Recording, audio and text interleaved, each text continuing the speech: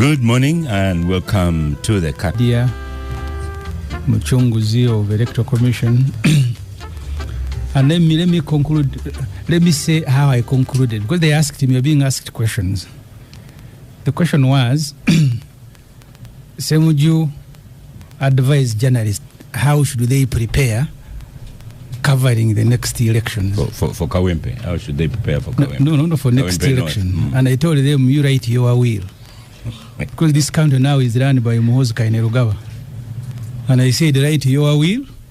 We are going for war. If you survive, you thank God. Yeah. But Kawempe was to prepare you that we no longer run elections, but military operations. Because in Kawempe, I saw a member at a polling station. The law says you can't even carry an AK-47. But the level of impunity, they did not only carry an AK-47, they brought a member. And I said, guys, write your wills. The beating you got from Kawempe, some of them have undergone surgery. A number. I said, thank God you didn't die. But this was just an MP seat. But the one involving people who are beating for an MP seat. Yeah. An election where they are involved and their fate is being determined. Just prepare your will and prepare your family and your burial site properly. Agatha, a practicing journalist. Yesterday, I think I should start with the clip I said yesterday, there was army had... Was Agatha to hire? The army had surrounded the NUP offices, and there was this guy caught on camera saying, "You journalists, that's why you get beaten. Stop that nonsense. Why are you focusing your camera on me?" It was yesterday. That was just the day before Press Freedom Day. So I think we've before dealt with issues of press freedom here, but what we are dealing with now is war. Is war against journalists, and targeted, deliberate one, because in Kawempe we were with you here when one of the victims was narrating that this time, instead of the press jacket saving you, it was inviting trouble. Yeah, it was they were targeting anyone that is identified as a journalist. So we have no press freedom in Uganda. It has been worse before. Now it is a disaster. We have reports that have shown that actually... We are in the world statistics of having poor freedom, media freedom in Uganda. We were before, but what about now when a soldier is saying, "You journalists, why are you focusing your camera on me? That's why you get beaten," as if I have pointed a gun at you. So it's now even more terrible, and journalists who are going out to the field will either have a scenario where journalists are not going to the field. Yeah. In 2026 elections, I am very sure there will not be many journalists willing to go to the field to cover especially opposition candidates. You need to see a clip by a comedian called, he's a doctor, I've forgotten his name, when he was contrasting when you are covering an NRM meeting and when you are covering an NUP meeting. So unless we all choose to go and cover the NRM campaign trail. But NRM has also, I remember these PDM tours. At one time they say the NBS, Monitor, and so don't come. So even there, as they are going to be covering themselves. Especially the primaries. Mr. John Kakungulu Warugembe, most welcome to the Capital Gang. Thank you very much. Do you see a future for the media? Because Kawempe North gave us a sample. Well, I think the media plays a very important role. And I think that it's important that we don't look at the messenger as the enemy, but rather we should seek to look at them as valuable partners in developing our country. But of course, there are other threats to the media. If you look at social media, citizen journalism, and so on, we find that increasingly everyone considers themselves to be a journalist, and with that you find fake news, misinformation, and propaganda and things like that. So I think we miss the era of a well-trained, sober journalist who is able to edit and give you stuff that you feel is very true. But also the business of newspapers, it's collapsing. It's collapsing. Yeah, that's my favorite paper, The Observer, is they want to sell. Yeah, that's definitely a challenge, because then it also feeds into our culture, not just as Ugandans but globally, the low reading culture. Now, if a newspaper is out of the picture, then it means that the reason the newspaper industry is collapsing, yes, it is simply because people receive news as it is happening. Yes. In the past, with the radio, they would receive the news. Wait for the next day. And then the analysis would follow either in the newspaper. But now you receive the news, the analysis is there. So there are fewer people. I've seen newspapers in UK. They are now pleading for subscription, for survival. Yeah. Newspapers closing. Yeah. The world has changed. I remember one time we had a seminar where the CEO of Safaricom was making a presentation, and she took us back to the days when we had only one TV, Kenya. Is it KBC? Yeah. And then the radios came in. I went to Makeyo to do journalism just about 20 years ago. We were being trained on typewriters. The computer was now being talked about as the invasion in the media. Yeah. I think people didn't know that one day you will wake up and even the newspapers and people don't have to invite a journalist when something has happened, that they will do it themselves and send it all over the world. So Ssemujju, I was telling you about Odrek Rwabogo. You were making that lunch longer. So he decided to come anyway. I think he's running a little bit. For you were selfish. You wanted the ranch. It's good to have him around. It's good to have him around. Yes. And he speaks to the country since he's on the government payroll now. Okay. Yeah. I hope he's listening, because you have started. But before before we get to him, Labor Day was this week, and I don't know what are the statistics of employment in Uganda. You need, first of all, the one thing I have discovered, that when you are reading the report, population and housing and everything census, you will need to have your own calculator and generate your own statistics. Otherwise, you're going to be in trouble. Let me give you an example. And I saw Museveni falling in the same trap, but of course, maybe deliberately. The report says there is 25 million point something people of working age, according to the National Labour Policy. 25 million, aged 14 and 64. In the report, they tell you 9 point something million have jobs. But when you go further, because you see me, I was there with the calculator. So if you tell me of the 25, 9 have jobs, it means 14 are without jobs. And Museveni did very well by breaking down where they are working. 3.6 are in agriculture, 500,000 are in public service, and so on and so forth. But you go on the subsequent pages and they tell you unemployment is 1.2 million people. But you have told me of the working 25, only 9 have jobs.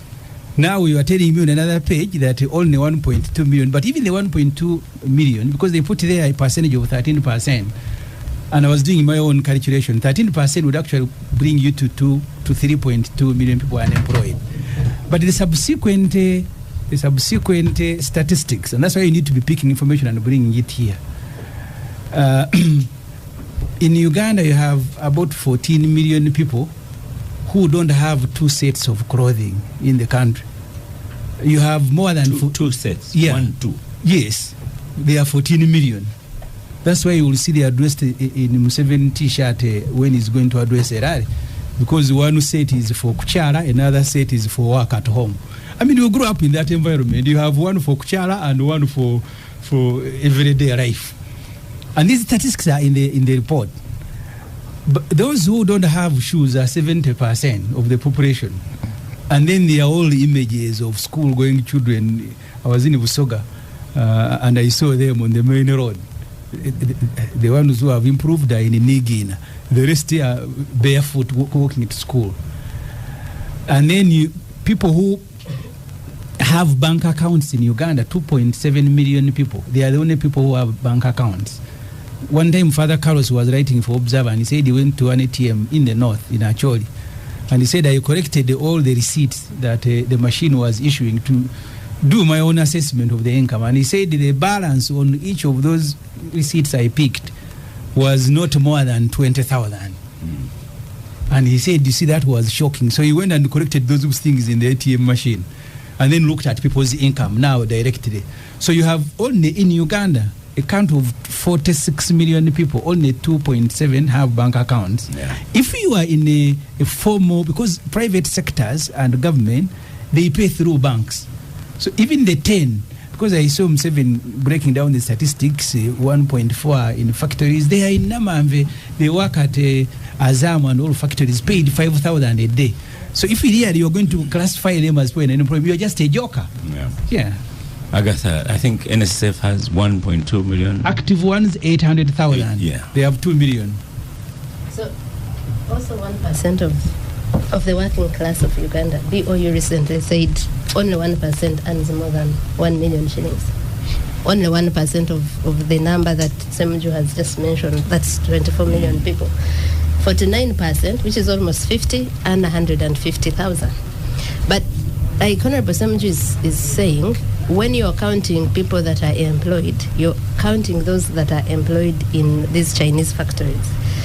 In 2019, I did a documentary about work in Chinese factories, employment.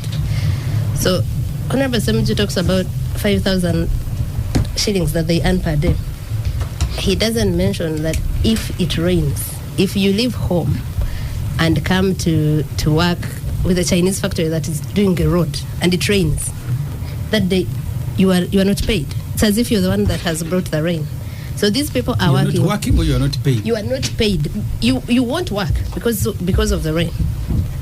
But if we're in a country where workers are protected, that can't be my fault. The rain can't be my fault. I left home, use the transport to come and work.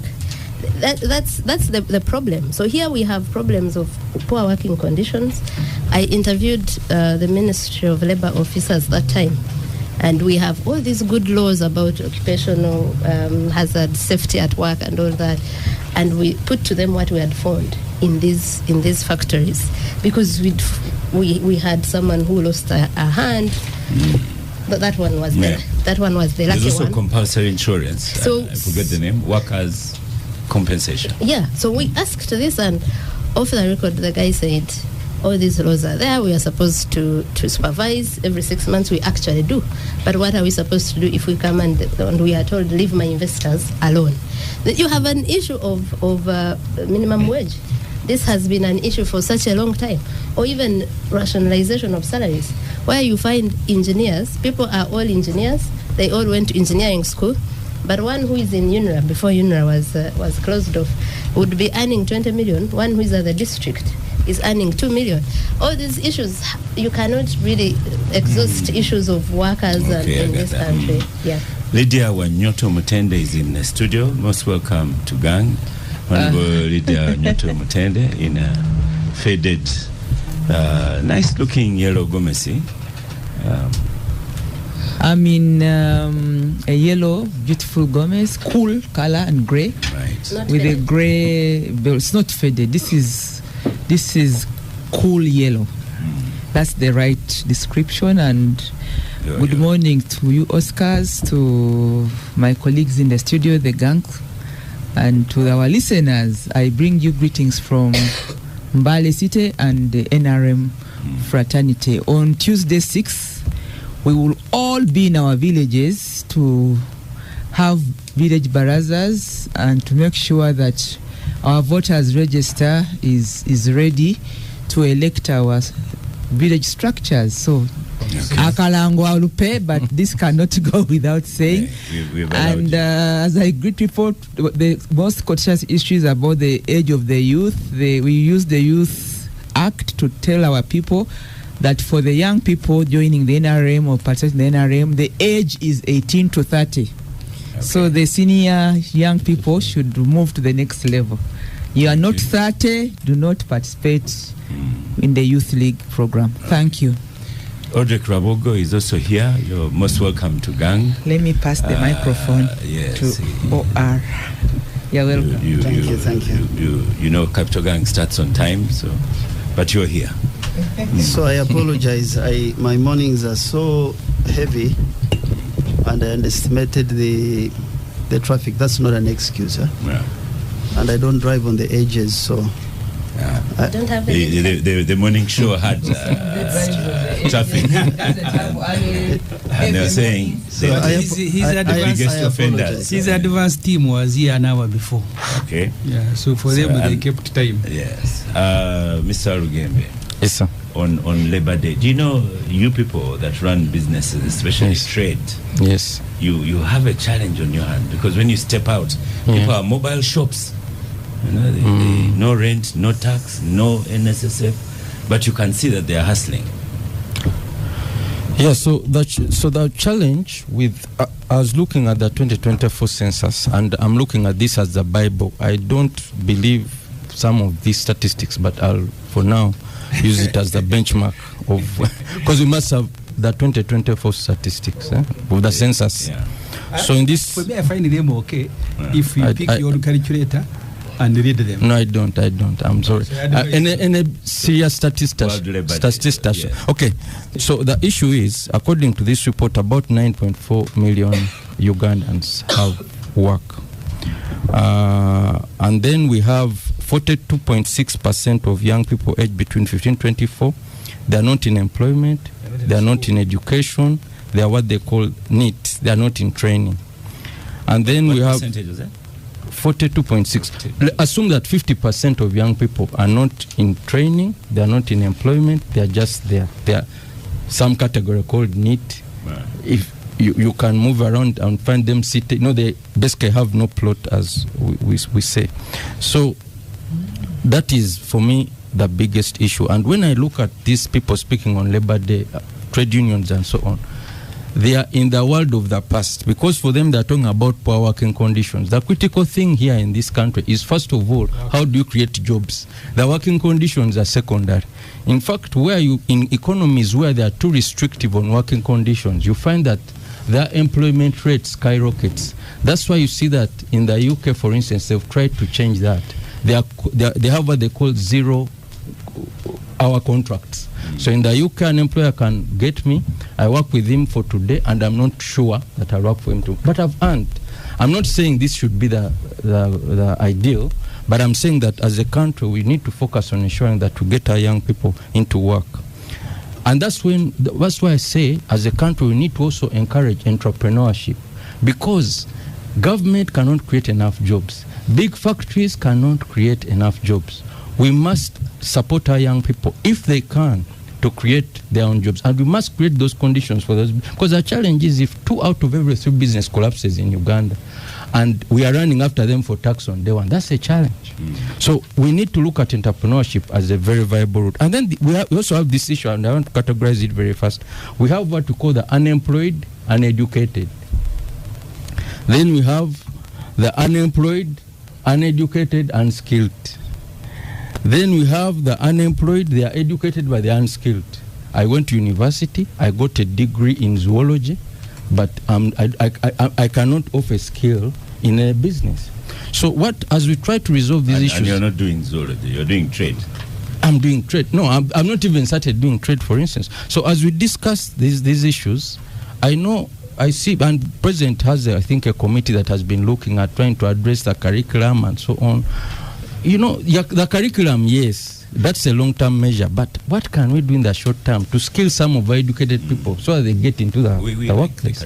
So for me, what I'm saying, we must adopt a multi-pronged kind of approach that looks at entrepreneurship as a route, that looks at investors. These investors who come, many countries insist. For instance, in India, you cannot set up a retail shop. In South Africa, I cannot set up a spaza shop. But here, as an investor, I can set up anything. Yeah. See? So we must also look at our investment act and ensure, if you come in as an investor, what businesses should do, which businesses should be ring-fenced for locals. See, so for me, I've also seen some investors, in the mobile trade working with. No, they are doing everything. If you go downtown, some of them are managing restaurants and stuff. Some of them are gatekeeper. No, so we need to also be serious. If someone says, I'm coming in as an investor, they must have resources, they must have technology, they must have... Okay. You must bring something. You can't just come and you're competing with locals to run a retail shop. Thank you, John. Yeah. Let me go to Odrek Rwabogo before Lydia. One of our topics was Odrek Rwabogo. So we started with the Labor Day. So very soon we shall go to the topic Odrek Rwabogo. And I already told Ssemujju that you are coming. So World Labor Day, Odrek, thinking about the dire statistics being shared on this table. So I didn't listen to the speeches on Labor Day, but what I'm doing is disruptive of the conditions that that he's talking about. If you take let me just give you the fish sector. The fish sector, when you do 1,000 kilograms, which is a ton, you create 200 jobs. And those 200 jobs come from maize and soya, which you put together as fish feeds. And so Uganda is aiming at 1 million tons. My producer here is telling me, raise your voice a little. Like shout? Not shout, raise it for the recording. Okay. How is it now? Better. So I was just giving an example of fish. And that's one sector. By the way, I should have said Star Cafe. I hope you didn't come with your chapati in the pocket. Everything is safe here, so you good. Yeah. So you use Star Cafe. Yeah. Oh, good. Good. So 200 jobs come from 1 ton. For you to make a ton, you need fish seed and fish feed. And I don't know if you know about this. We have 2 fish feed plants in Uganda now with a capacity of 100,000 metric tons. For you to produce a kilo of fish, so I hope that people don't get disturbed by numbers. No. Okay, so for you to produce 1 kilogram of fish, you need 1.5 kilograms of fish feed. Now, what we are lacking now is the fish seed. The discussion is around how do you deal with tilapia and Nile perch and catfish and make sure that you gain much more kilograms faster from 0 to 300 grams quicker than how we've been doing this. If you take that sector and multiply it to 1 million tons that government is looking at, you will consume 800,000 metric tons of maize. And we're taking all our maize to Kenya, no harm intended. Kenya is our trading partner, but we could make fish feeds out of that. You need 600,000 metric tons of soya in order for you to... So those 2 figures, 800,000 metric tons of maize, 600,000 tons of soya, give you 1 ton, 1 million tons. You can't do that unless you have entrepreneurs in the value chain who are transporting the fish, who are doing the fish seed, who are doing the fish feed. And therefore, for 1 million tons, you create 200,000 jobs. And for a country that has 41,000 square kilometers of freshwater freshwater, this is much, much simpler to do. So it's a little bit of intelligence, and it's a little bit of honest politics. It's a little bit of institutions that we're really trying to get to work, that we can deal with this labor situation. Uganda does not have a labor issue because it has many unmet needs. Uganda doesn't have unemployment. It simply has lack of good thinking on how to get each sector do what it's supposed to do on time. Does that help you, Oscar?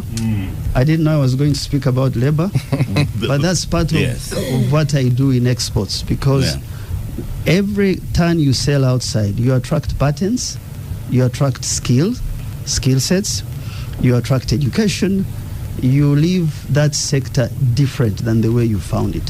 That's why I have targets on markets, targets in revenue, targets per sector.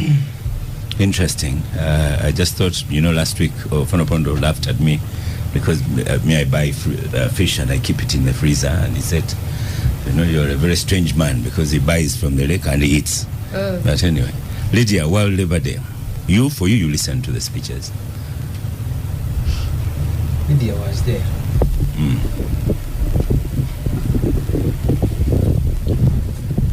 I was in Nakapiripirit at the national function for the International Labor Day.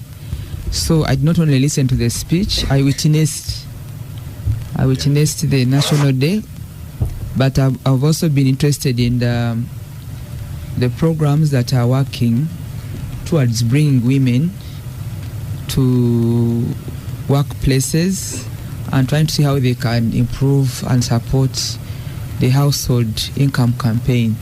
So it's about work and it's about income. Majority of Uganda's women are largely and historically been in the informal sector. So we are tracking statistics, and if you may, we began with the market.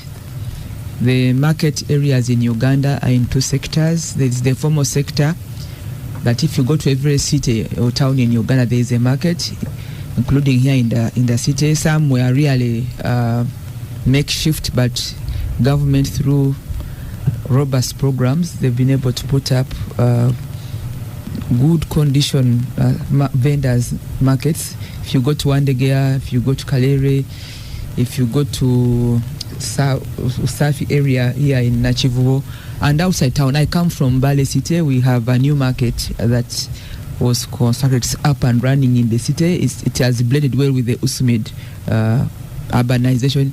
Go to Arua, Lira, Mbarara, Soroti.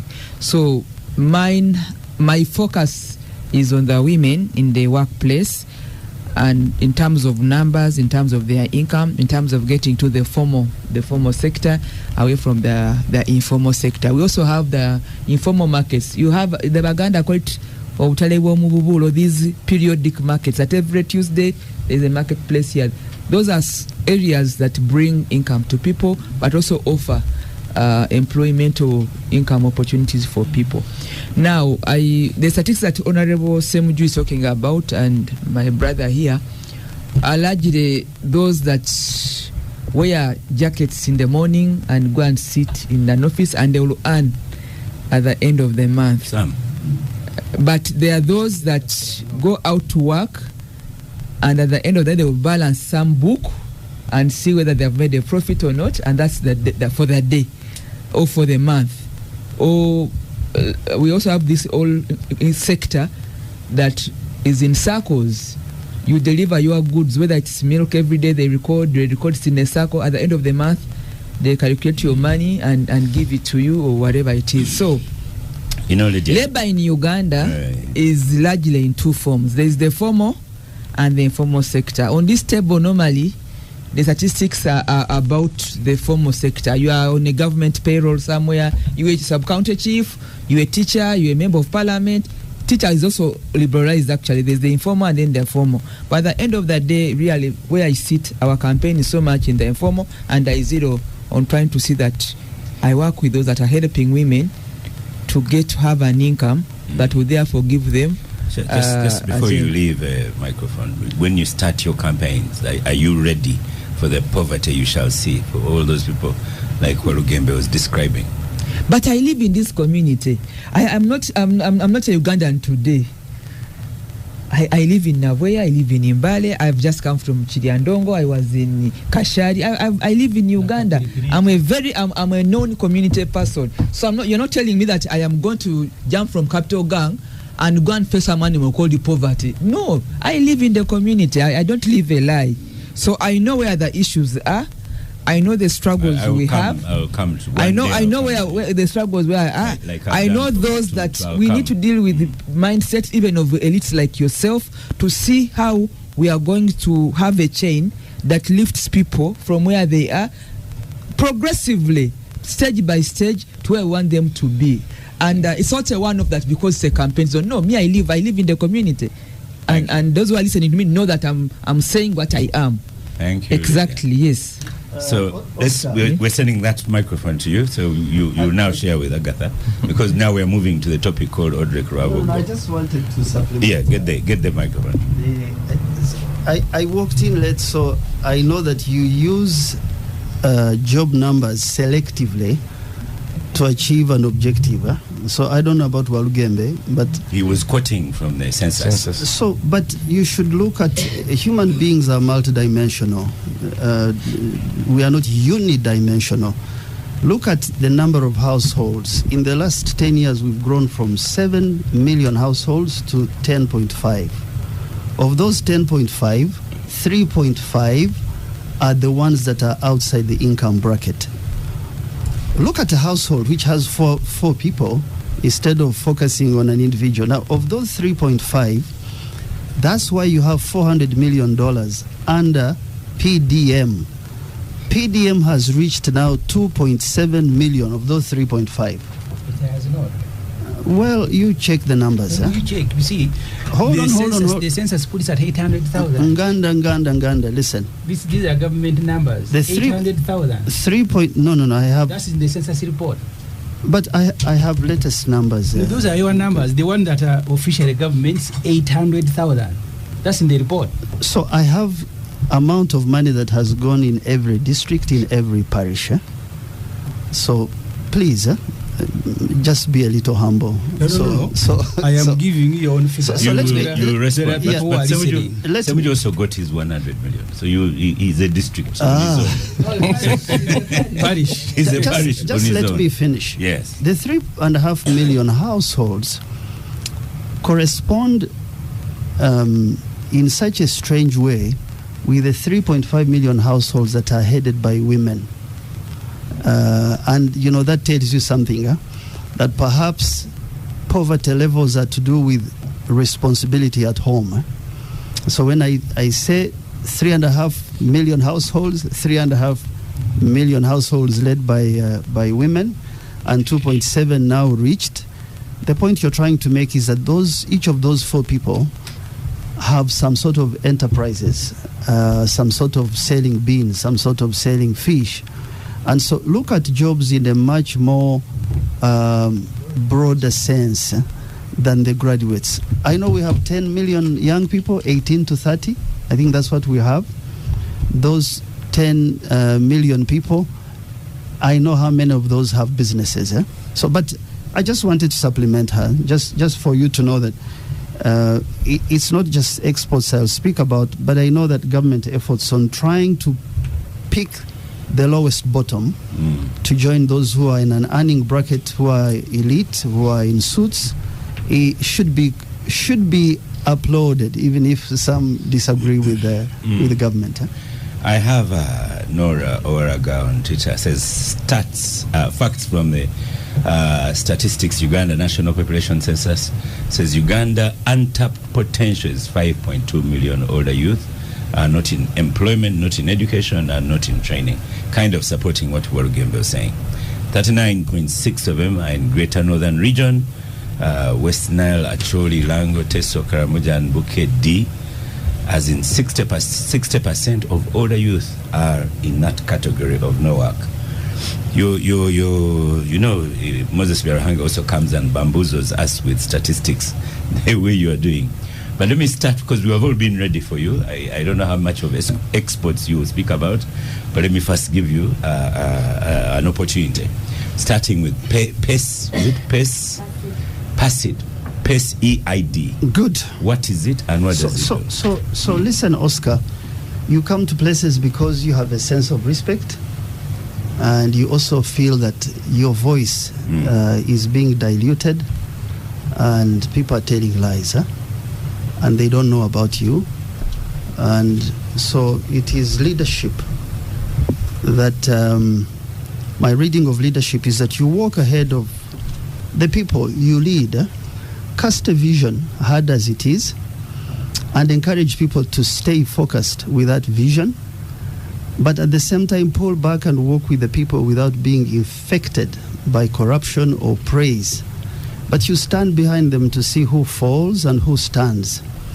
That's what I do, and that's what really brought me here, so that I could explain some things, because I'm tired of listening to Nganda and his other groups. You have no option. I am elected to speak every day. So you have to listen to me until I am voted out. But you shouldn't tell lies. Don't tell lies. They have asked you to speak about your export. You are speaking about Nganda. Are you exporting him? He is allowed to speak about Nganda. But first let him speak about it, and then you respond. You call him speak about export. He starts with Nganda. So do you export me? But Ssemujju had already told you that I had a lunch with Odrek because of Ssemujju. And every time you are increasing, I said, now you have made the lunch longer. He says he wants to but utilize let the him platform. first present. So let him speak about his export. Yeah. If he wants me to engage in a debate about us, we can have it maybe at the conclusion of the show. Okay. So, Nganda, you're a very interesting person. So, I thank God. So if you take a look at all the countries all the countries that export 50% of their GDP, they have recognized about three things. First, that their domestic market is not significant enough to provide a base out of poverty. And there are several countries that do that. They also recognize that unless you diversify and you do not depend on one commodity, you don't grow. They also recognize that unless you educate your population and you focus on science and support high value growth, you won't grow.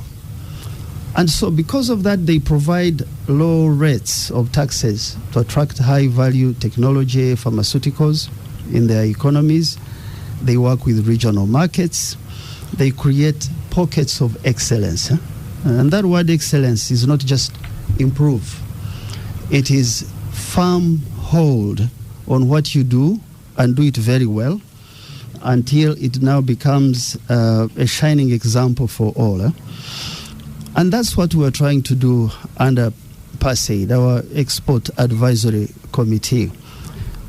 To have a pocket of excellence doesn't mean that your society is okay, that your institutions are okay, that you have all it takes. You simply say, I am how I am. I will focus on certain things and do them very well. And these will improve the performance of the economy. And so, what do we do as PASAID? Or maybe what do we do as a country? We have too many uncoordinated institutions that really don't deliver in that area of exports.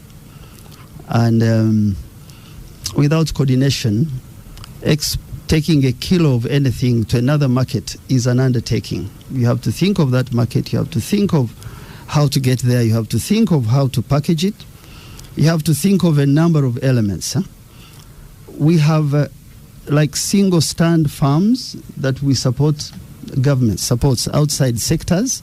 Single stand farms don't grow the economy without supporting sectors. And we also focus on the consumptive parts of our economy. These 100 million shillings you hear of MPs, we don't focus much on production. So we create institutions. You said you have coffee. Can I have a cup of coffee? Yeah. Matthew, just put for me. So what PASAID did is study. Good. Thank you. Thank you.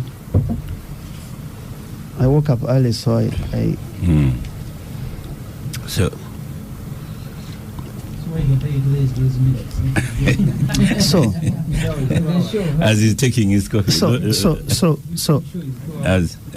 Let him finish. I don't know how you do a show with Nganda. He's absolutely... no one had him. You're the only one on microphone. Can you just shut up for a minute and listen? But your microphone is the only one that's on. Okay. So we took 13 sectors. Honorable Ssemujju, because I've switched off. Yes. Okay. We took 13 sectors. And those 13 sectors, we studied, I think I know the intention. He's just trying to rile me up so that I don't focus. So those 13 sectors include coffee. We added tea recently because of its issues. We have dairy products. We have fruits and vegetables. We have tourism. And we looked at if you filled certain gaps in each of those products, you would have a particular percentage increase. So I don't have time to take you through those percentage increases, but we arrived at $6 billion as new revenue if you fill those gaps.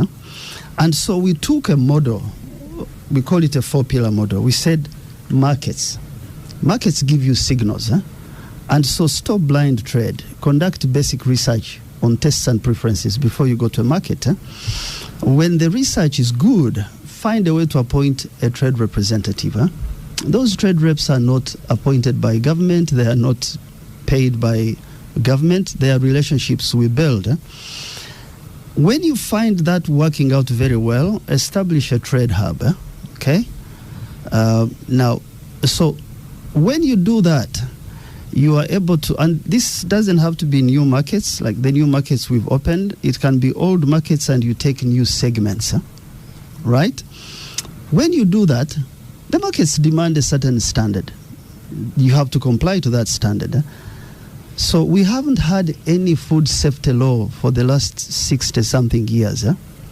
And some members of parliament have been at it, have been here talking about other things. So you have chemicals in food that are in one area.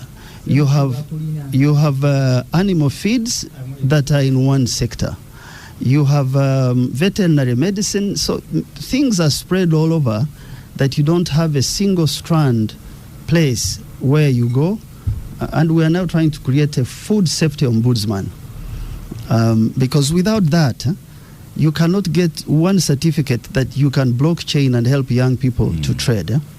But let's assume you have the market well and you have the standards done. And it's not very easy given the environment we operate in, the politics, the insults. Now you need the infrastructure. That infrastructure must be multimodal. You need to look at your skies, your lakes, and your land. Think larger. So we spoke with logistics companies, for example. One company requires, I think it's 200 trucks. They call reefers, refrigerated trucks, to deal with fish, to deal with fruits and vegetables. You got to invest in that. Who does it? So you must find a multimodal way to incentivize people to have boats on lakes. So our Lake Albert, Mwitanzije, for 60 years we use 15 horsepower engines to take products across and bring products across. So you must find investment in this infrastructure to really lower the unit cost of an exporter. Finally, even if you have the three, right, you have the market, you have the standard, you have the infrastructure, you cannot support companies unless you lower the interest rates, unless you make it easy for people to borrow at less than 5%. In order for you to compete with China, to compete with those who sell to you. Therefore, those interventions require coordination. So a product is produced, there is a farmer, there is Minister of Agriculture, there is Minister of Trade with these institutions, there is Minister of Finance, there is Minister of Foreign Affairs. Who coordinates those to ensure that, you know, just like a bean seed, you can Prime Minister. No. You can have, so when you plant a seed, Oscar, you need to manure it. You need to put it under, let's say, you give it fertilizers, you give it water. But the main elements are not those fertilizers and water. It's how much that seed produces a bean that you sell. The ultimate objective of these reforms is that you help farms, FIRMS, because countries don't compete as states. They compete as companies in those states. And therefore, you must work very hard to ensure that your SMEs really... sorry, I keep coming back to... I know. It's okay. I think I just got upset. I got upset with... So... don't get upset too easily. We do not... We do not... No. I gave him time. I invited him. Let him go. Go on, Odrek. So, Oscar, some people protect their jobs. I protect my call. I protect my cause. Causes are higher than jobs. People just protect their jobs, but they really don't see that we are in one large ship with different cubicles. So those reforms have given us something interesting. In the last 2.5 years, we have $460 million worth of orders in about 10 to 12 markets. Those markets... Orders of what? Orders of coffee, orders of fish, orders of fruits and vegetables, orders of dairy products. And that's part of your work, because I was going to ask you, what's your output? So you're saying... So those orders must be fulfilled by people, by companies. Those companies are the ones you help with certification, you help with standards, you help with market entry, you help with export credit funding. Do you want me to stop here? Yeah, we because I can go on. I can so that we have some responses. Let me start with Agatha, who is calmer than Ssemujju. I think you're right. Go to the microphone. Even Ssemujju has been calm. Listening and taking notes. Listening and taking notes. Yes. I think Mr. Rwabogo became patronizing and angry and what, but it's not good for a debate. I would have, appreciated it if you came and said on this day, Ssemujju lied about this and it's a lie, and we will give. I actually am coming to that. Yeah, so maybe it was better to start that way. So as taking notes about things you were saying, and for me, my first question, Oscar, is to Mr. Rwabogo is, what's the legal basis of PASID, and what is its budget line? Ask many questions. Okay. So that's one. So the other, he's talking about creating pockets of excellency. And I would like to, in specific terms, for him to enlighten us about what has been done. He said, because of the reforms they've made, but I didn't hear them. You only mentioned things that need to be reformed in terms of markets, in terms of standard, in terms of infrastructure, access to finance. What has your committee done in the last 2-3 years of its existence in terms of improving this? The third, maybe and last question for me is that there are institutions, like he mentioned, that were put in place legally under many laws to do this work. Uganda Investment Authority, Export Promotion Board, Ministry of Trade, and Mr. Rwabogo kept saying they are not coordinated. I would like to ask if PASID did PASID come to coordinate them, or it came as a parallel structure because these are inefficient to be the one to take over. Now, if that's the case, why do we still have these other so many that we spend on and whatever if they were not efficient? I'll stop there for now. I thought you were also going to pose a question on the coffee. And he has already talked about coffee. I will answer, Oscar. Okay, I just left out a portion on coffee and lies, which I want to come to later. Don't answer just yet. Ssemujju, you're on microphone. You see, the starting point is that this country is now effectively under family rule. Effectively. Wealth creation, Salim Saleh is in charge. And you see people trekking to the north. Export Rwabogo. And I am happy he's back here because he's angry for no reason. I told him here the last time he appeared that he needed to be cleared by the family to contest for NRM vice chairman. He said no. Was he not ordered to get out? So you that patronizing attitude of thinking you are above everybody, so people are there on your mercy, And that's how you walk into cabinet to give lectures. So you want to come to Capital Gang and give lectures. That you need to stop. You are a human being like any other. So, marrying from the first family doesn't make you an angel. The starting point is the arbitrariness. Okay. I am a member of Parliament. My job is to approve government policy, government departments. Every budget that comes to Parliament comes with a list of government employees. And I approve them because that's my job. Rwabogo is one of them because I see him on the payroll as the presidential advisor. So the point, Oscar, is that you have a government that they have themselves made ineffective. After making it ineffective, they sit somewhere, they begin criticizing their own government. This country is interesting. You are part of government, you are saying it is uncoordinated, it is ineffective. For you, who are you? Why don't you become the Minister for Trade, a formal institution, and do these things in a formal structure? But you create your own kiosk somewhere because of your relationship with the president. And then you begin looking over everybody. You are the one in charge of export. Coffee, the first time Rwabogo appeared before the committee on the budget, we were in Munyonyo. That time he was vending coffee, this man of Ntungam. And he said they needed $100 million. We want Parliament that the moment you begin approving this money, you will not come to an end. The first amount of money they took was $35 million. 35 billion. They came back. I think now as I speak to you, they are at about 120. They are coming for more in the budget that we are processing. You make yourself look like angels. Just, Oscar, I don't have to be any expert. Give me the amount of money they are taking, giving it to Ntungam, and I will do better than Ntungam.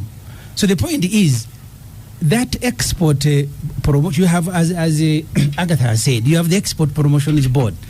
If it lacks the human resource, why don't you employ it there? Why must it go to the first family? For me, that's the problem. And that's what Rwabogo must be answering. What specific qualification does he have to be the one in charge of export that the people in Export Promotions Board don't have? But two, they have been part of this government for as long as they have been there. The government, they are now criticizing as being ineffective.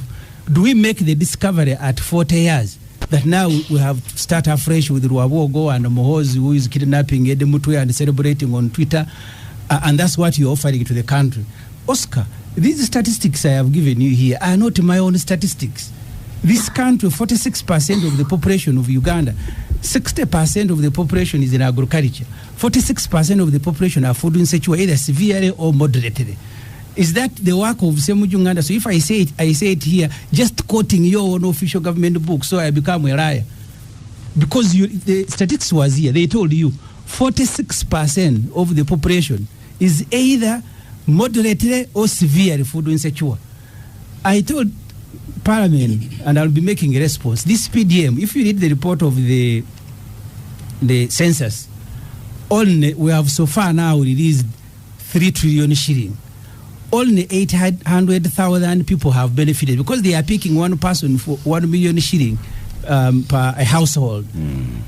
The analysis I'm doing on budget, Oscar, and when I am done, you will allow me to become to sit where Rwabogo is sitting now as a shadow minister and give you the figures. Okay. I want you to stop because we're going to stop for a break. I will because you've given Rwabogo about 40 minutes. He's turned this into a workshop. So when we come back from break, I'll allow you another 2 minutes. Then John, then Lydia, and then we go back to Odrek. Let's stop for a quick break. Welcome back from the break. Your 2 minutes. Were you reading from your notes, Honorable Ssemujju? No, I was taking notes when Rwabogo was speaking, thinking that there will be something to respond to, which I didn't find. So I am creating your own. I am responding to government official information. So we are about to finish the budget, Oscar. You have about 14 million people in Uganda, because for me, I don't want to quote households, counting mabati and structures. I want to count human beings. That's why I said when you are reading these statistics, have a calculator. They're going to confuse you with the households. If you do your own mathematics, you have about 14 million Ugandans, Oscar, who are poor. People who can't feed themselves. when you are dividing the national budget, people who work for government, the Otagen put them at 390,000. I saw the president putting them at 480.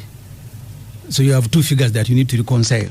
But whether they are half a million, they represent 1% of the total population. When you look at the budget figures, 11 trillion, because they earn 8.3 trillion in the budget.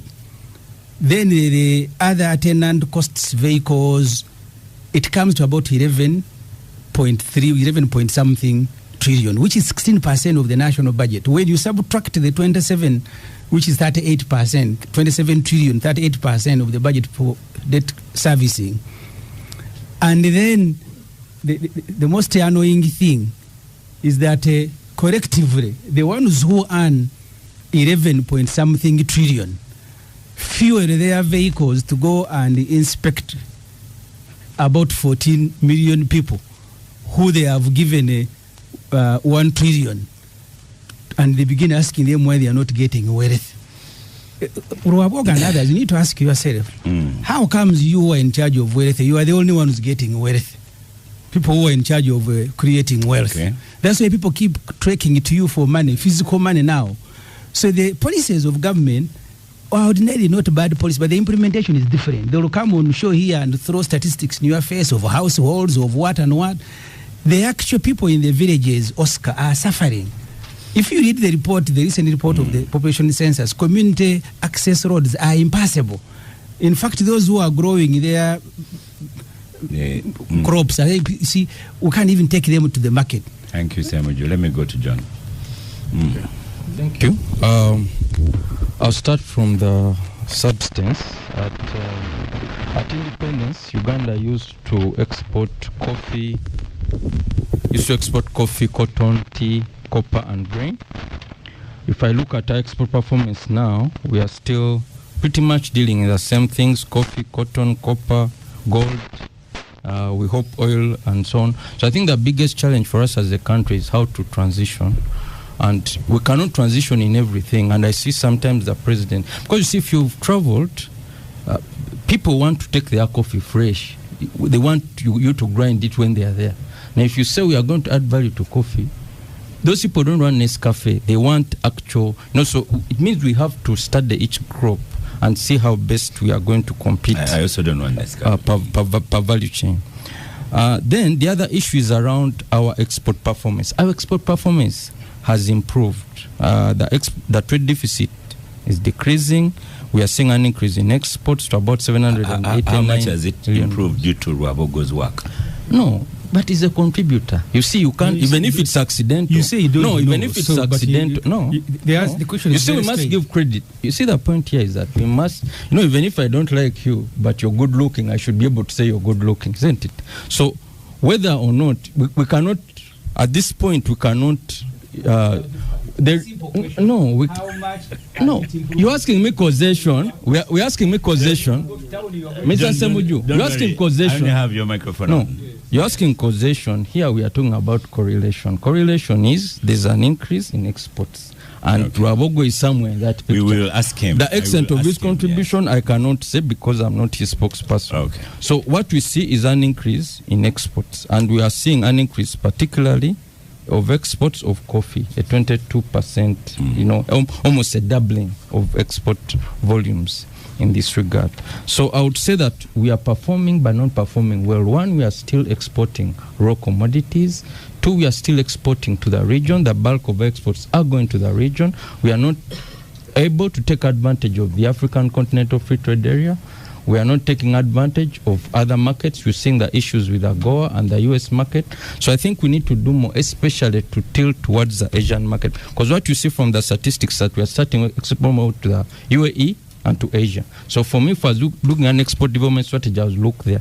And I'd also say that I help the Export Promotions Board to develop a strategy for export of education services. We must move away from the Trump theory of thinking exports are goods. Because Trump thinks that they have a trade deficit because they have a trade deficit in goods, yet they have a trade deficit in services. So Uganda, we must create a very strong positioning in the services sector.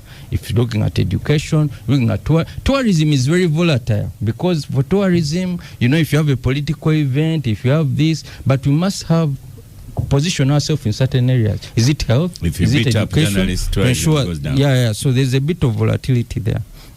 Now, in terms of PACID and its mandate and so on, I would say this, because I'm in the sector, I'm in the private sector, I've seen them evolve. They've done some good work around the studies, because we're working with UNDP on the issue of export readiness and accessing markets, and PACID came in and they've done some studies for some markets. South Africa, I know they did for Algeria and other things. They've also done some trade missions. But what I think PACID needs to do better is to coordinate more with sector actors. Don't operate in isolation, because you see the issue is if you operate in isolation, you don't institutionalize, you don't support the institutions to perform better long term. You can be the star, but at the end of the day, you're not you see, in Manchester United, Ferguson had to let Beckham go because he felt because Beckham was doing very well at some point, it was a disadvantage to the performance of the entire team. So my encouragement to them is, PACID, use your convening power to ensure that we have these discussions. And it's actually a good thing, actually, Mr. Rwabogo being in the expo. I've spent 20 years, but the level of attention that exports are garnering now is nothing compared to what we've been seeing in the last year. So in effect, it's a good thing that he's doing, but I think they can make some improvements and iterations here and there. Lydia, yes. Before Lydia comes up. So Uganda's exports, it's true, have improved in terms of money we get from exports to $8.5 billion currently. Now, those exports, the two main ones responsible for that are coffee and gold. Correct. The reason for money in coffee increasing to around, I think, $11.5 billion now. I mean $1.5 billion now from 700 million is the global coffee prices that has increased. that have increased over the last 3 years. I would You're saying it is not from our delivery. No, that's an assumption. At this point, it's an assumption. No. Wait, John. I took notes and you can respond later. What I would like to know is what PACID has contributed to that. Okay. The gold for gold it's also your microphone is off. it's also now at 3.4 billion from 1 billion about 2-3 years ago, but it is also because the global prices in gold have been going up since 2021. Uganda's exports, the 80% are agriculture. We would like to know what has been done in agriculture to improve or increase both quantity and quality. And he talked about standard, what innovation, research, modern technology, what improves standard. What we've seen is a bottle irrigation, is PDM, people finding one goat, one pig. We would like to know in all this, what has PACID contributed? And it forms part of my first questions earlier. Thank you. We go to Lydia. Lydia, can you use this? Lydia, you can use this, is closer to you. Oscar wants to give you special attention and a special microphone, because I think special guest, because he said you're a topic yourself. Yes. So I am honored to use the Odrek's microphone, although we have a history, but I think now it's a different matter for Oscar. On issues of export, Sorry, they put in for him. On issues of positioning Uganda for export has been a very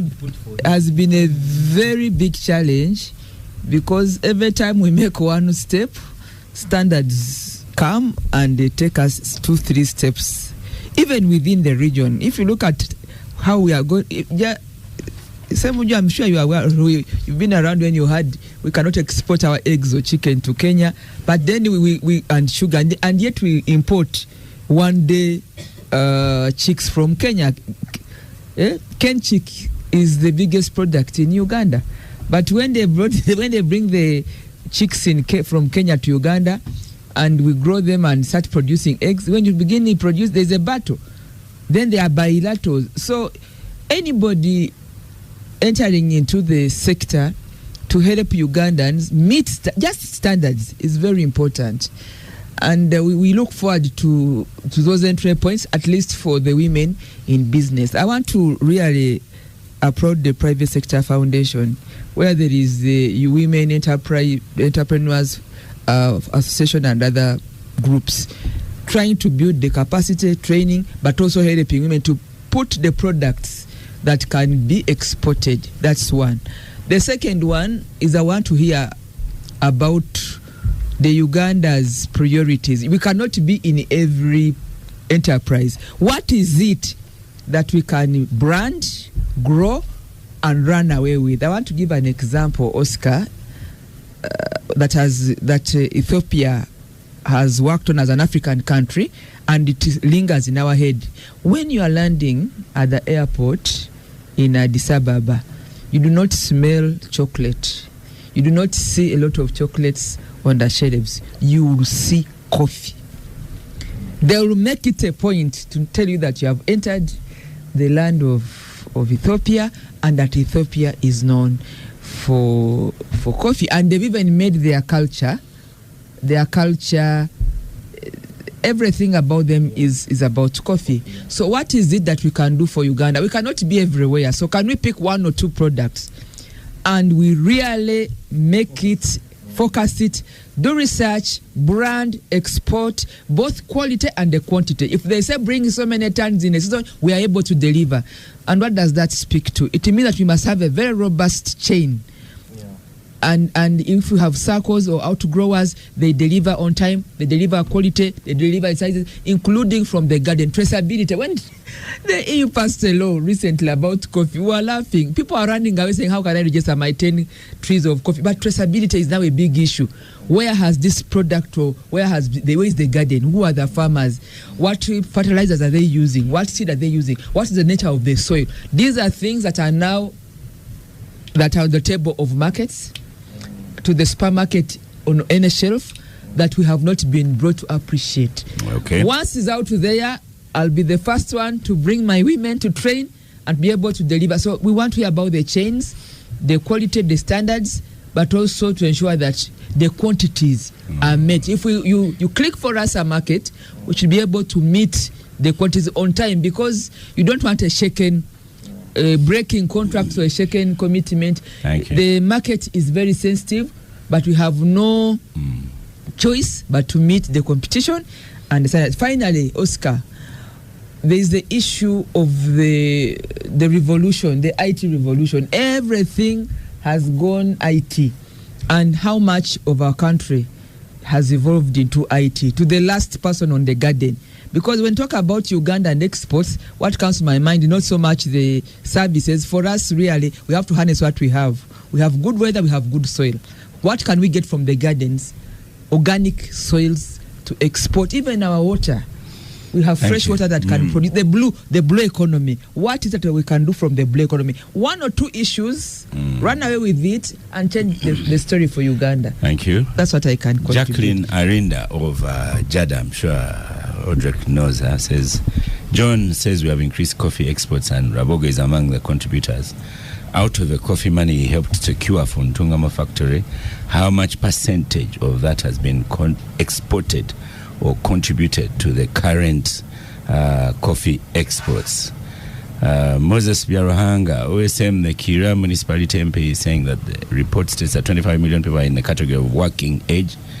And according to him, that age starts at 14. Definitely this includes students, because on average, one leaves university at around 23. So of 25 in the working age, if 9 are employed, doesn't mean the rest are unemployed.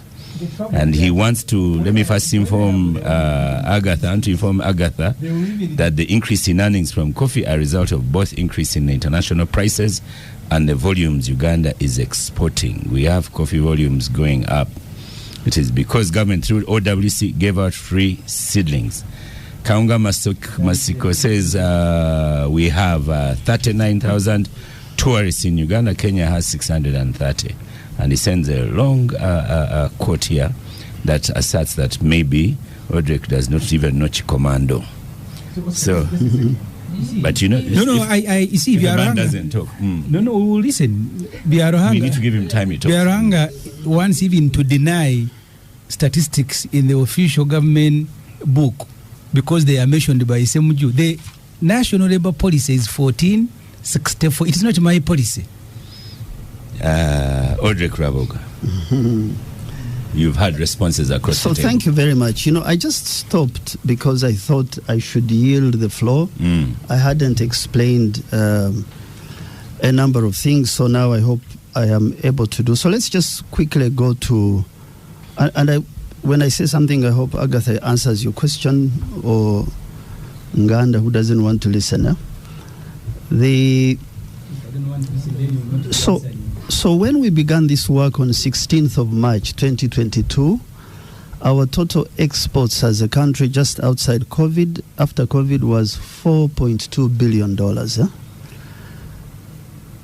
When we took the 7 to 10 markets where we put trade reps, where we conducted some survey and took certain orders, products, the increase between now, I think, and then is more than 1.8. You said 8.5, but the official statistics are around 7.4.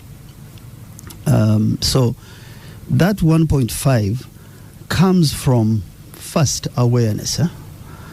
So you did not have a market called the Balkans. The Balkans, under then Yugoslavia, signed with us on September 10th, 1963. That agreement was never put to use until July 2023. And we are now going to expand it to cover cocoa, to cover vanilla, to cover cassava. And next week, we have the first shipment of a 20-foot container ready to drink, shelf roasted coffee from Uganda on that market. And so if I take the market of the US, we were very general. So we know we take casein, we take cocoa. So we focused on cities like Detroit. Detroit has ordered, when I say Detroit, it's a city, but we have off-takers there. The first roasted coffee, espresso, ready to drink, 230,000 sachets of that coffee. Detroit was not your market for roasted coffee. We did not have cities like Chicago. Chicago, we have a trade representative, and we know north of Chicago, in a place called Aurora, there is a Ugandan farm, Ugandan US farm with roasted coffee we're supporting. I don't want to take a lot of time per market, but I could go to UK, where you had absolutely zero presence in terms of awareness. See, when I say awareness, when you have a trade rep, they work with local supermarkets. They work with local media. The issue has been that we are not able to get these supplies on time in the right quantities, but I told you what else we're doing to fix that. We didn't have significant presence in Kinshasa. We were in Eastern Congo. Just before the war broke out, we were 50% done on setting up a trade hub in Kinshasa, and hope we can pull it off even with the issues there are. So in each of these markets, Oscar, we have presence, we have teams, we have orders, and we have companies that supply those orders. We think, and we are not working in a market that has data, easy to collect data, but I can tell you when we conduct survey in Lamo, in Omoro, in Lira, on Simsim, and we take an order of 100,000 metric tons, I don't want to mention names of people, we know how much that will go to China and how much that contributes to our net income that wasn't there. So, significant focus on exports, on really bringing some sort of compelling thinking and doing an ecosystem. Because you really, when you hear people speak, it's as if this one has all the knowledge to do this. This one, no.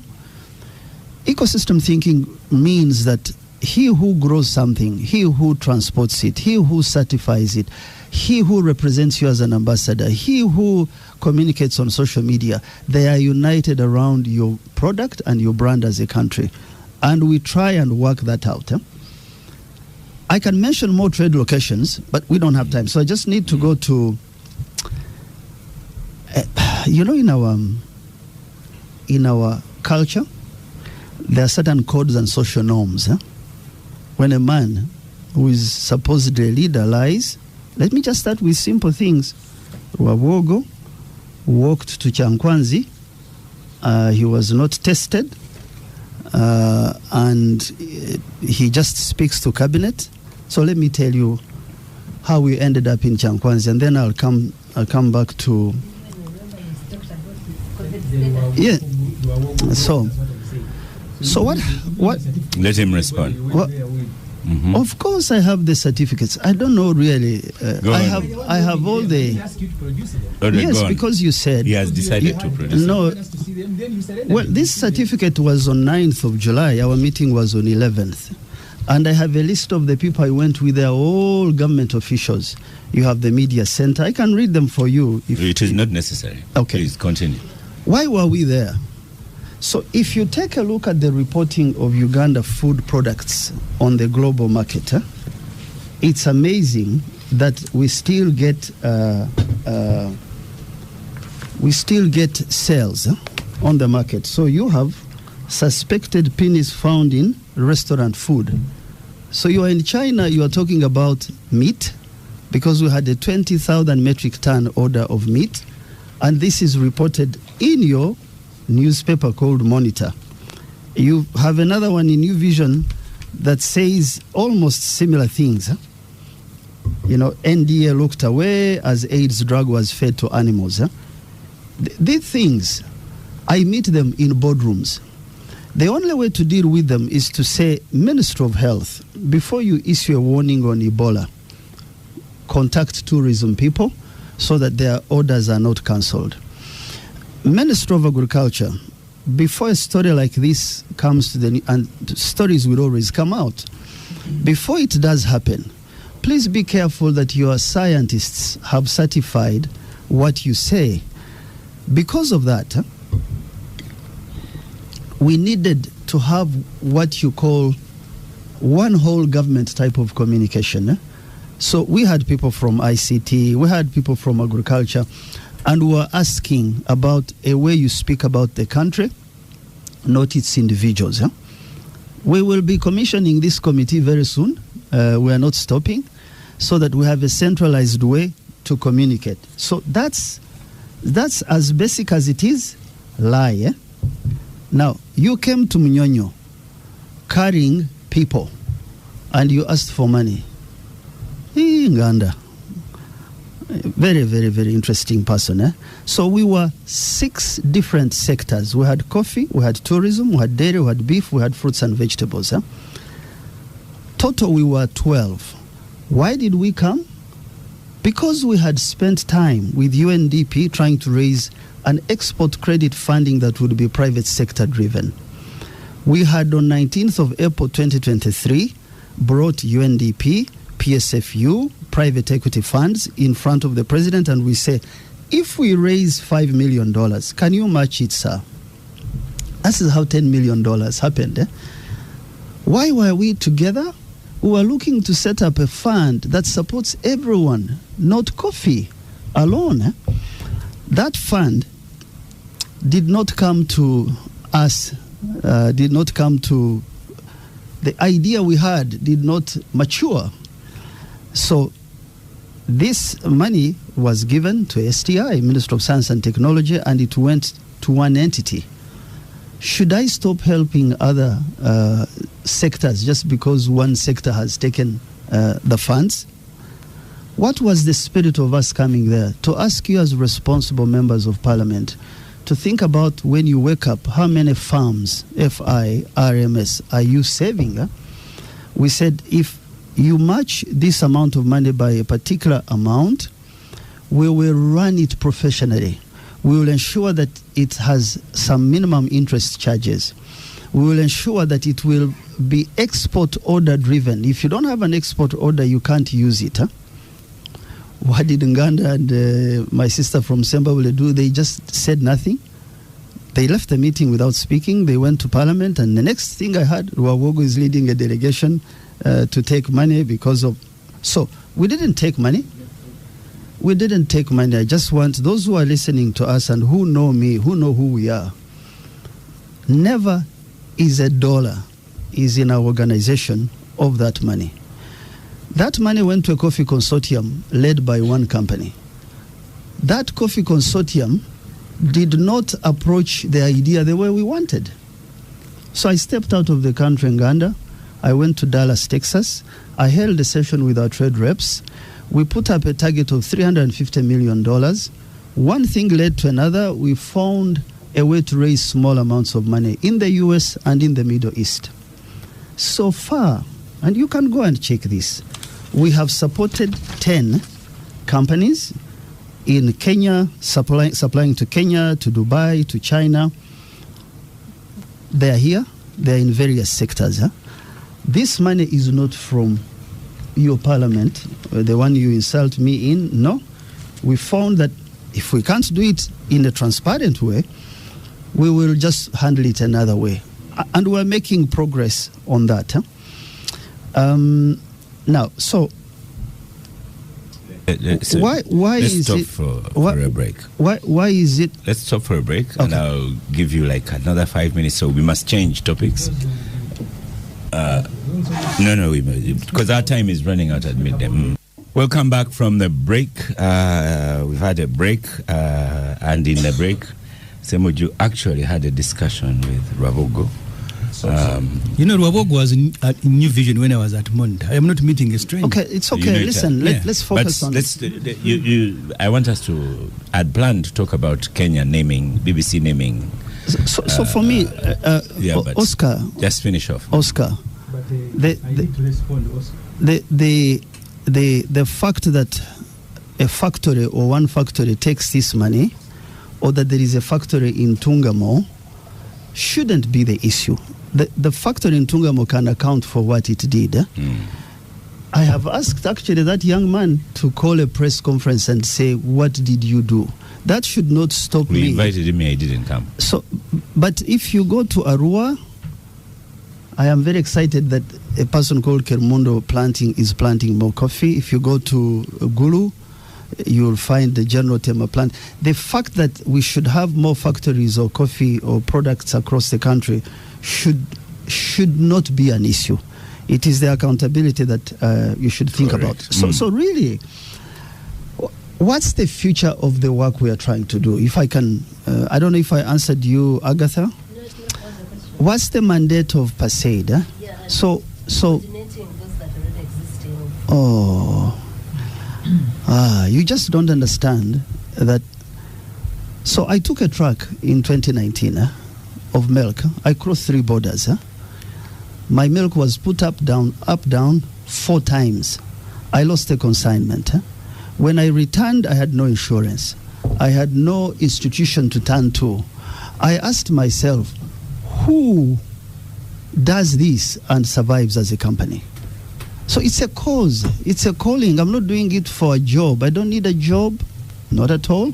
I do it for a cause because if I can save businesses by my own experience, I will do it. So this committee is an advisory committee to the president on industry, on exports, to bring some fresh thinking on how you coordinate and create an ecosystem. What is legal about me ensuring that our products are in Dubai or our products are in Texas? Okay. If you are going to use public resources, there is absolutely. Listen. Yeah. We have 32 people on my team. We have 7 consultants. We have trade reps. We have 0 money as a budget item. We report to the President's office. Our budgets are audited. We are less than 3 billion, all of us, in the year. So when someone says you have $10 million, you have. I find it insulting. Ssemujju, 1 minute. because I want to change topic. I want to thank Rwabogo, Oscar.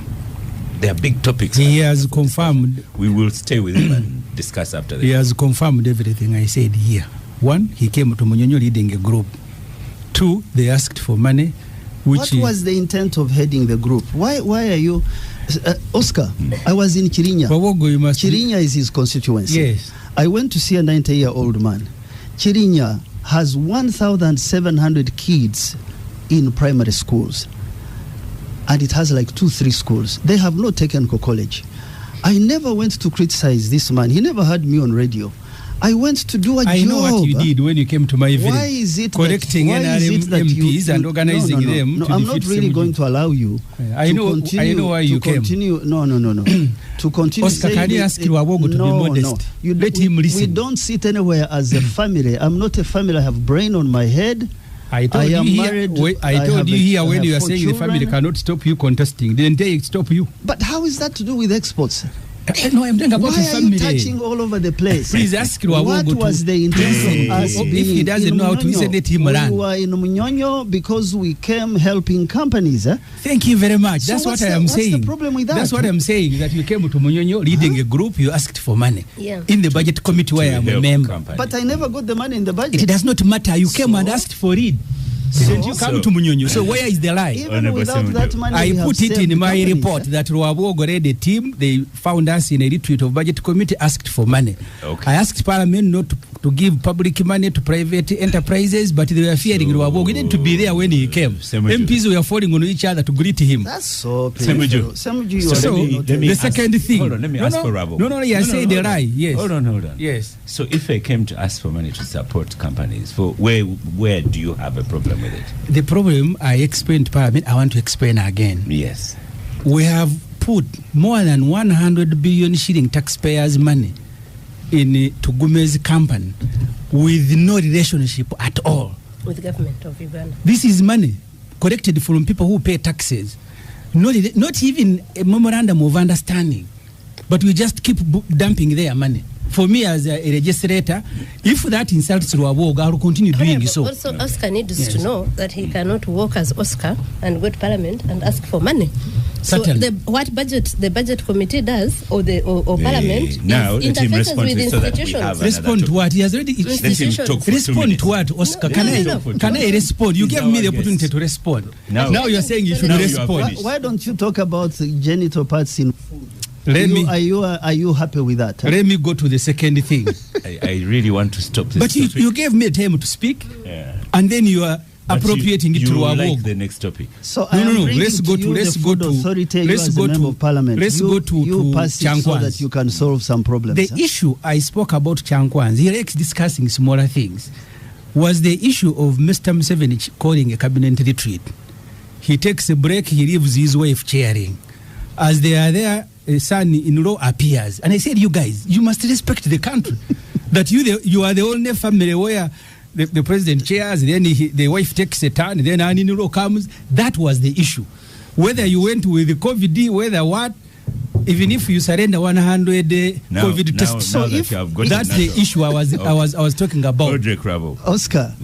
Oscar, I find it childish that in the 21st century, people who have capacity to work like me, people who have a little bit of sense of where the country should go, are seen from a point of who they are married from, which family they come from. If you know the family I come from, you'll be surprised. But you'll be very surprised at where you are not far from me in terms of. But Odrek, you also missed the point. You missed the point. The point these people are making, even though they shout too much, is to go to Parliament and ask for. You have ability to go to Parliament and ask for money, and I can't. So, Oscar, let me tell you, this is absolutely weird. And a citizen of our country can write to a Speaker of Parliament and ask to meet a committee of Parliament and present a position. Right. Okay. So if that money, yes, he has answered. So, Agatha, in the media, I wanted to have a discussion and it will affect Odrek's responses as well. The Kenyan, BBC Kenya, named 3 officers that shot people. Actually, I don't know why they were advertising it like that, because now when I went to the report, they named 1. But all the listeners were telling me, you have said Kenya named, why can't we name in Uganda? And in Uganda, we didn't name the people that were in Kawempe, but in Uganda, we have one who has named himself, that he has someone in the basement teaching him Runyankore. So how do we get past that? And Ssemujju that accuses Rwabogo of having family meetings, maybe that's what they need to discuss in family meeting. You are on now. Before you should change me, I'll say one last thing, and I hope Odrek can respond to it later. He told us about places he has created awareness in for our exports, and says they account for the 1.5 billion increase over the years. Now, when you look at destinations for Uganda's exports, they have not changed. It is still Kenya, South Sudan, DRC, I think Netherlands, and I'm going to also say that so you're contesting his work? For coffee, I'm not contesting. I'm just saying it's possible there's work, but it can't be what has contributed, has made this right. Increase in exports now. Now go. No, yeah. So you're done with that. So I'll share now with all of you. Yes. We shall share with the April 2025 coffee export destinations. Where in Serbia, the Balkans, where they put a hub, what they call a trade hub. It doesn't contribute to that. I thought you should know that. And for Moses Byarhanga, who says that it was increased by Operation Wealth Creation, we can also credit Uganda with their campaign Humanitarian and whatever, and the Katikiro. But anyway, so now going to that topic. First of all, whatever Mr. Rwabogo is doing, it is high, like over 50% affected by what you're talking about. You are not going to promote tourism in a country where they are beating up citizens for no reason, they are beating up journalists, and a commander of defense forces is coming every day to boast about torturing people and holding them, and no one holds him accountable. So you're talking about the BBC documentary in Kenya. So one is that investigation has taken almost a year. Maybe even last year we will have something to name them. You saw that because there have been many cases that have been taken by individuals under the Human Rights Enforcement Act to hold perpetrators of these violations individually, in their individual capacities. But also there's been a lot of shaming and naming on social media. And sort of trying to tell people that this is the person accountable. When that happened, these so-called security officers started coming with masks. When this question was asked, the State Minister for Internal Affairs in Parliament said it's not proper. They should because that's what the law is. If you're going to arrest someone, identify yourself, show me your badge or whatever, and I know. Because how am I supposed to know that I've been arrested by security officers and not kidnapped by criminals? But the CDF came and said, he doesn't know what he's talking about, and spent 2 days giving us pictures of army officials of other countries that have masks. Now, when you have a country like that, and for me, I cannot tell you how depressed I felt that night when the CDF came and showed us a photo of someone they have tortured. How is it possible that this person is not held accountable? As a lawyer, should he be charged for threatening? He said he's going to do things to Ssemujju. Who? The CDF. Oh, the CDF. Yeah. He said he'll take him to a public whatever and shoot him. Do you know how many young Ugandans are in jail for saying, for what they call the charge of hate speech? And then for them, hate speech is saying Museveni and his family are ruling us poorly. So why shouldn't he be charged for threatening to kill people? Microphone. No, events happening. Yeah, so I think we need to be strategic, and I want to look at it very broadly. The topic has changed. No, I understand. Okay. So, but I'm speaking. Now I'm saying about with exports. So the image. I've said the image of a country determines which investor comes here. Sometimes it determines where you sell products. Certain markets like the EU now are stringent. For instance, issues of child labor, human rights, and so on. So we cannot really delink. And I see that kind of siloed approach of saying now we are promoting ourselves as a good investment destination. Then in the newspaper you're seeing someone writing, now there's a pennies in the things. Then you find tomorrow they have beaten someone to pulp. So all these things, a police station has been attacked. I think all these things are linked, and as we are talking about and presenting our country, there are things we need to think twice about. Okay. Before I beat X, before I beat Ssemujju because he's annoying me, and it appears it's flashed all over the world, I need to think about the economic implications that we have on our country. So for me, that's the point. And Odrek, as we are talking about working with government officials to improve coordination, communication, we should also look at issues around social media, the use of social media. Lydia. More so by public also 2 minutes on a topic. So it's part of the whole... Odrek noted. But Lydia, the message, for me, the message of it, Lydia, go to microphone, is Bikanga Muzameo says, the way Ssemujju is attacking Rwabogo seems he's working for MK.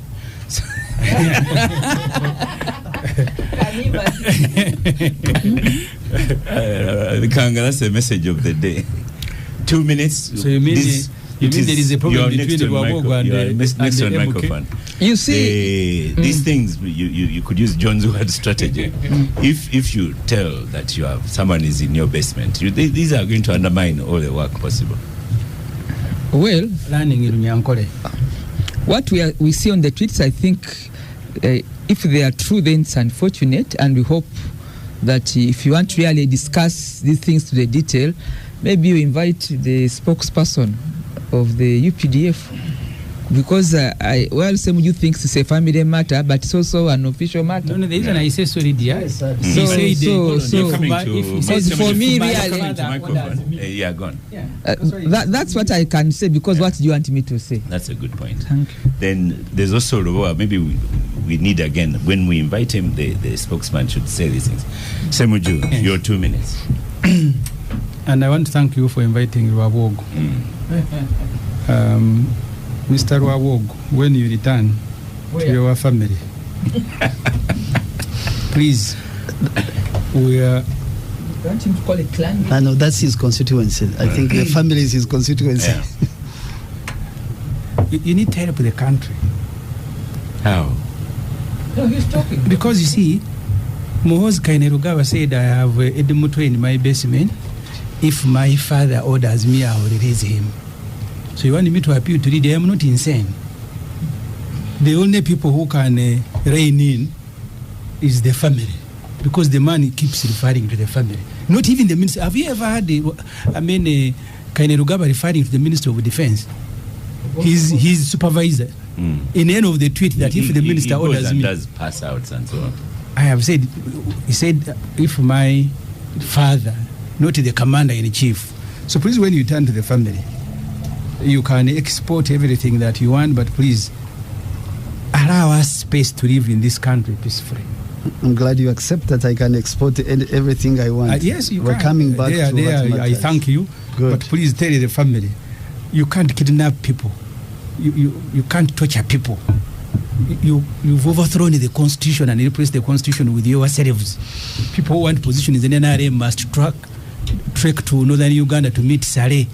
Others who want money for export must come to you, not the minister responsible for export. Those who want freedom must trek to Muhoozi Kainerugaba. You are making it very difficult for us to continue living in our country. Actually, Oscar, Nganda, I work with the Minister of Trade. I work with Agriculture. I work with the permanent secretaries. I work with all these institutions. I'm the most flexible, most amenable human being you can find. But the perception roadblock is what you keep reinforcing when you see Rwabogo as a member of family as this. So, just very, very quickly, market segments, I can prove to you the segment of avocado, the segment of sesame.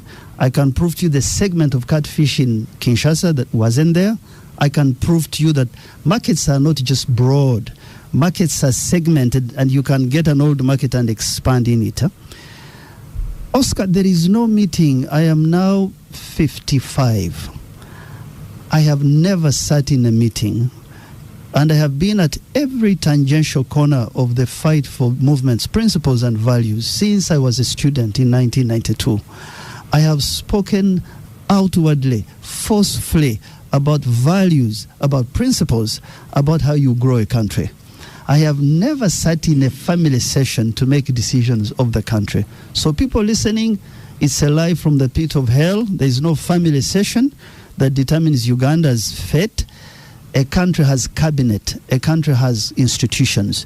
Here is what the issue is. When a country is growing, certain segments become contentious. Vietnam, which is a good exporter, I said at the start, countries that have done 50% of their GDP, they are not always democratic. They are really not always democratic. So the thing you need to deal with is, Ssemujju, don't strengthen this family talk. Strengthen institutional talk. Ask institutions of government to respond to abuses so that they can come and speak to you without fear or favor. Every time you take what is supposed to be for public into family, you are really making it worse. Okay. Secondly and finally. Right. No, don't say finally yet, because I also want to put a direct question to you. Okay. So, will you make a phone call? Because you are the family, will you make a phone call and say, release this man? The Human Rights Commissioner, Eddie Mutwe. So you have an opportunity to use family power and say, release this man or take him to Oscar, I don't think that court. We should base decisions of human rights, of communication of a country on phone calls. Yeah. That's really the point I'm trying to tell you. It's very important that you hold institutions accountable, because and can you call him and you meet with him? Institutions are not there. But decisions are not there. They have been overrun. Let me ask. No, because Rwabogo is in a position where he can communicate. Let me switch off your phone. So there are courts. So can you call him and say, my brother, release this man? No, I think that you can hold the Minister for Defense and the CDF accountable for any of their yes. Please do not. This idea that. Now what is that? Really? Think about that. Remember the message from Bikanga. He said you are sponsored. I think General Muhoozi has a mouth. Yeah. He has an institution he leads. And he has a phone. And he absolutely. And I think it is very important. And is your brother-in-law. How is that in terms of government institutions? Yes, of course, as relationally, you need to make sure that if you have to keep the democracy of our country growing, you really charge institutions to deliver, or you hold their leaders accountable. I came here because I want to be held accountable for the work I do. Yeah. In exports, in communication, I'm not hidden. John Kakungulu said that work will not happen if you don't take the strategy of reining in excesses, especially military excesses. I know some countries in the ASEAN market. I don't want to mention them because we have ambassadors here. Very, very tenuous politics, very unstable, but those are some of the highest exporters in the world. When social classes change, those institutions' leaders are held accountable. The work I do to try and create jobs for young people, to try and do exports, is to say, shift the thinking, even where we have conflicts like Congo. I am openly speaking about trade, even when I know there are military and other issues. I am leading delegations to speak about our trade hub in the middle of a conflict. Okay. Please turn around and know that this work will not be done by Norwegians. It will be done by us. But we must stop lying about each other. We must look for allies. Okay. And we must be honest. Thank you. Agatha, 1 minute. Today, this is we have not 4 fair. minutes. So many things we haven't responded Indeed. to. I wanted to... It's 2 hours, so we can't take something to the conclusion. It seems Mr. Rwabogo gets offended by someone, especially Ssemujju. But offend him, who likes the family issues. Agatha, offend Mr. Rwabogo, it's okay. Listen, being called a member of the family. And he wants us to separate him and what he's doing and from that. But I want to assure you that it is because you are President Museveni's son-in-law that you have passed something that because I asked about its legal status, he didn't give it to us. No, don't say, okay, let me finish, please. And you know, so yeah, so if and don't come and lie to us that any member of the public can go to Parliament and ask for money. Money in Parliament is appropriated to an institution. So now you are turning the lies to him. Let me finish. We don't have time. An institution that has an accounting officer that will account for that money. Lastly, he talked about strengthening institutional talk. It's ironical that someone who has come and overridden 5 institutions that I mentioned here, more than 5. No, because you are doing work that is supposed to be done by these them. Other ones. Okay. Ssemujju, 1 minute. The coordination, and I asked that, are you here as a coordinator? I didn't get the answer. But thank you. Let me stop there since you don't want me to conclude. Ssemujju, please.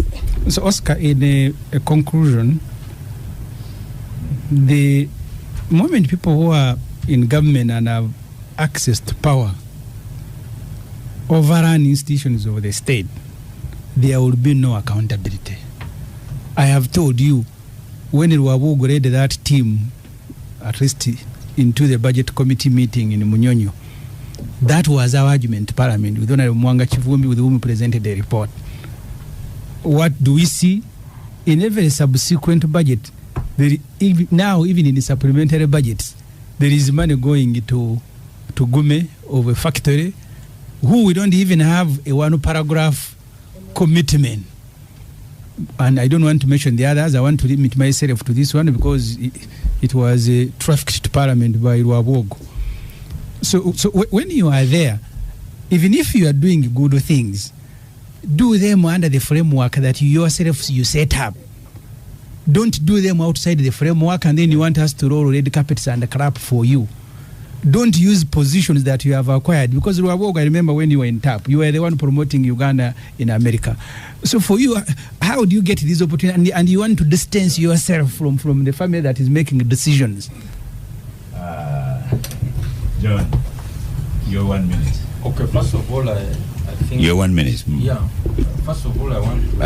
I've even sent for permission to add more than 1 minute. Okay, so first of all, I think as a country, it's important that we grow our exports. If we don't grow our exports, it means we shall be dependent on donors, and as we have just seen from the said scenario and so on, we'll always be vulnerable.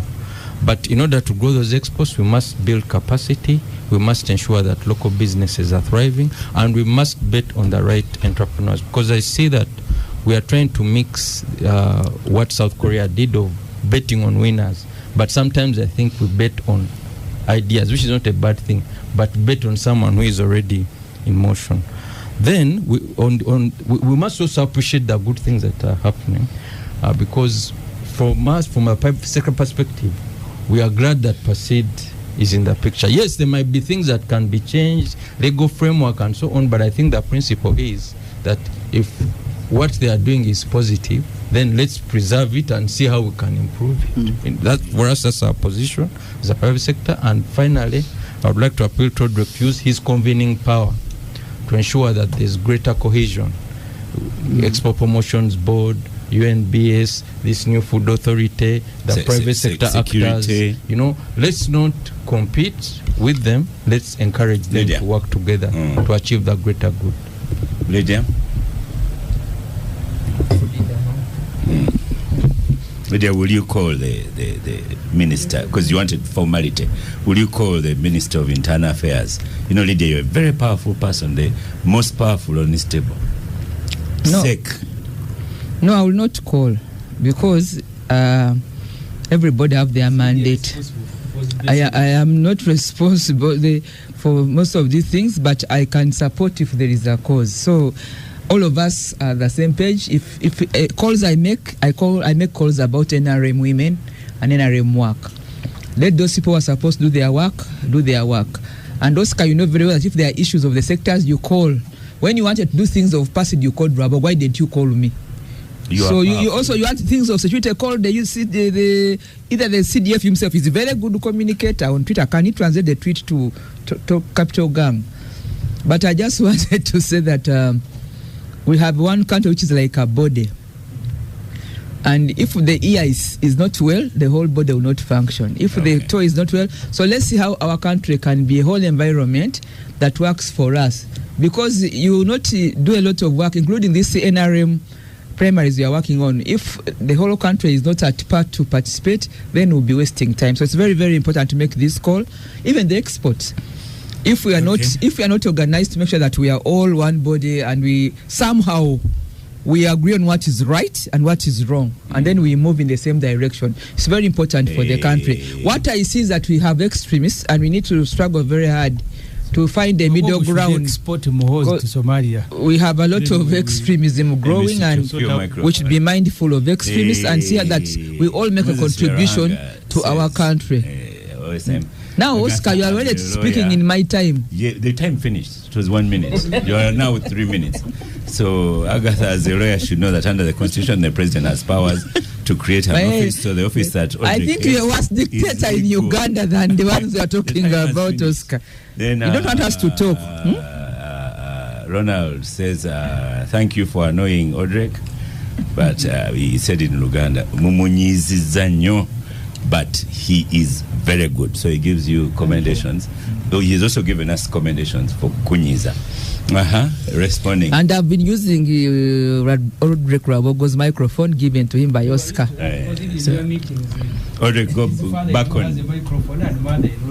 So, Odrek, Oscar, I am adding to what John Kakungulu Rugembe said. We want you to use those convening powers, and you convene those people. It's good. You convene those people so that we have better security. I am actually recognizing. Yes. So, Oscar, I know a human being to be about their head and their actions. And I also know that a human being is multidimensional. Your family, your community, your value system. I don't have time to speak about those, but I'm really a creature of those where I come from. And so I find it a little insulting to say you cannot lead export drive and change for your country because of your marriage. I find it weird, but that's how our politics has become.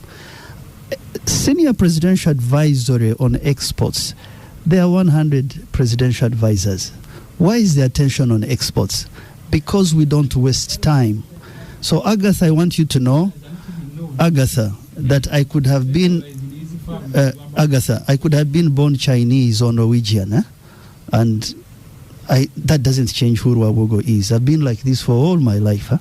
And therefore, please take heart.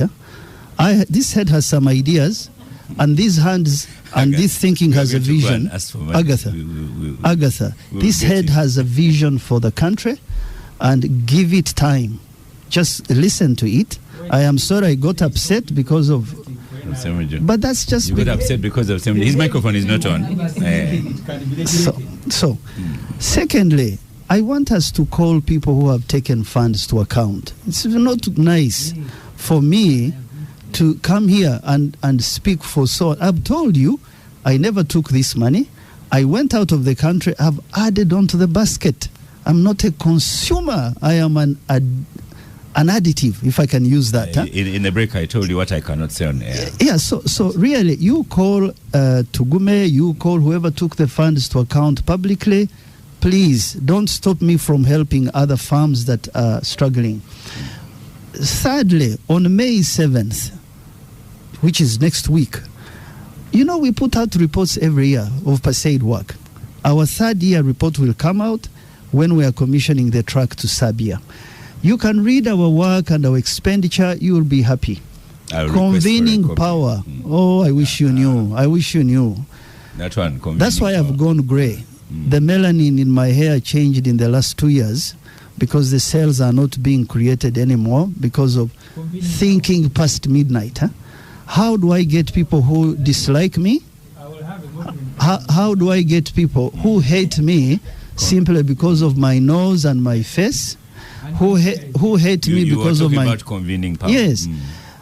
When I think about that, I restrain myself. I reach out to those who disagree with me because that's leadership. We can't lead alone. I have told you I was in Chirinya in his constituency. He didn't know. Not at all. His microphone is off. Yeah, so I just want you to know the institutions of agriculture, the institutions in certification, the institutions in trade.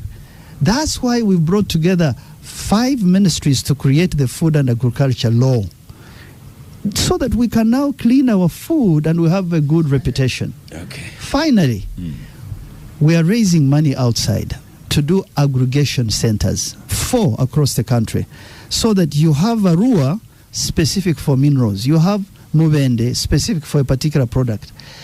To do that, we will need data and analytics with young people. That will really take away the fact that I have an order of 100,000 metric tons of sesame and I only get 10,000. Eh? We are next week, we are starting work on all the 45 trade agreements that we've done. We don't seem to have time for response. Oscar, we've done 45 trade agreements since 1962.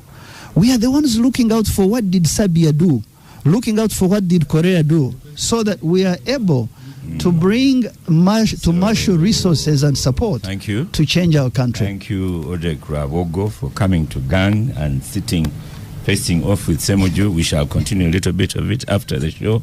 Thank you, Star Cafe, that powers Gang. Unfortunately, an accident, Rajiv passed on this early morning. May his soul rest in